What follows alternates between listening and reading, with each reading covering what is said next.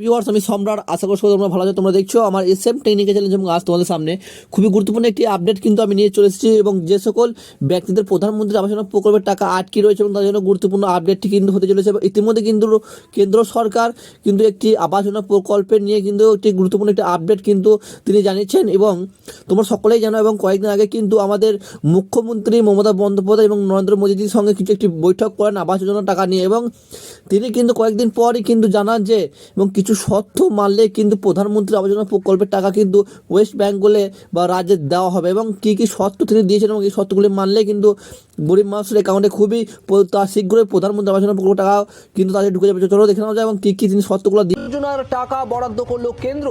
শর্ত সাপেক্ষে বরাদ্দ করা হলো টাকা। কেন্দ্রের নাম ব্যবহার করতে হবে। প্রধানমন্ত্রী আবাস যোজনা নামেই বাড়ি তৈরি করতে হবে। বাড়ি তৈরি করতে এই শর্ত দিল কেন্দ্র। 11 লক্ষ বাড়ি তৈরির জন্য কেন্দ্র বরাদ্দ করলো 8,200 কোটি টাকা। আপনাদের আরো একবার জানাবো, আবাস যোজনার টাকা বরাদ্দ করলো কেন্দ্র।